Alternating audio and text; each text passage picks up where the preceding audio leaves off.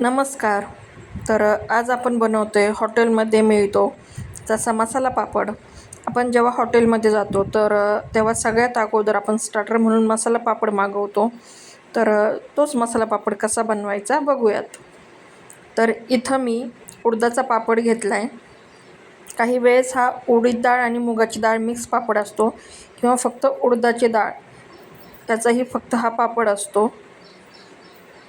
आता एक कढई गॅसवर ठेवली आहे. त्यात थोडंसं तेल घालून घेतलं आहे. तेल व्यवस्थित गरम होऊन द्यायचं आहे. तर इथं जे मी कढईमध्ये तेल घालून घेतलं होतं तर ते व्यवस्थित असं गरम झालं आहे.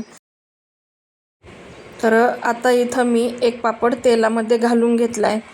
जो पापड आहे तर त्याला सतत पलटी करायचे, म्हणजे आपला जो पापड आहे तर तो गोळा होणार नाही किंवा फोल्ड होणार नाही, व्यवस्थित असा राहील.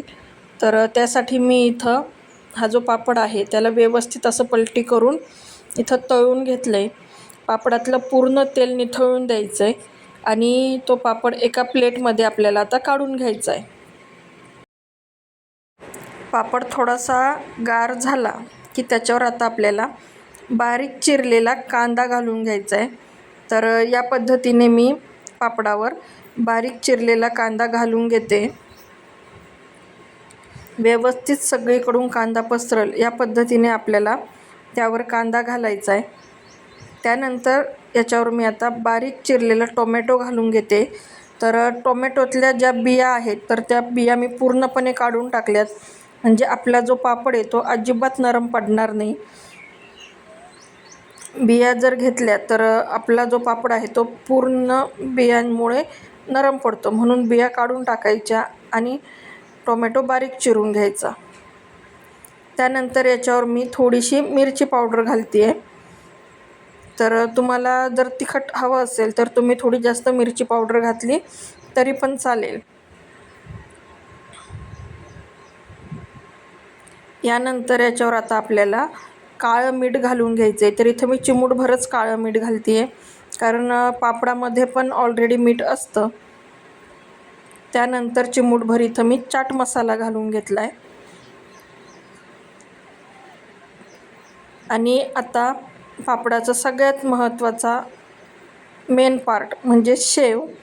तर इथं मी आता बारीक जी आपली फिक्की शेव असते तर ती शेव मी इथं पापडांवर घालून घेते. तर पूर्ण पापडावर व्यवस्थित पसरली जाईल या पद्धतीने आपल्याला ही शेव पापडावर घालून घ्यायची आहे.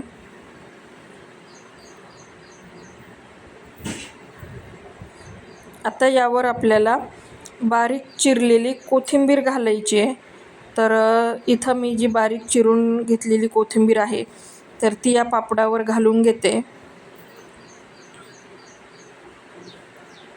आणि पुन्हा एकदा याच्यावर बारीक शेव थोडीशी मी वरून घालून घेतली आहे. तर अशा पद्धतीने आपला मसाला पापड बनवून तयार झाला आहे. तर ही रेसिपी तुम्ही घरी नक्की ट्राय करा आणि कशी झाली हे मला कमेंट करून सांगायला विसरू नका. आणि अजूनही माझ्या चॅनलला सबस्क्राईब केले नसेल तर नक्की सबस्क्राईब करा.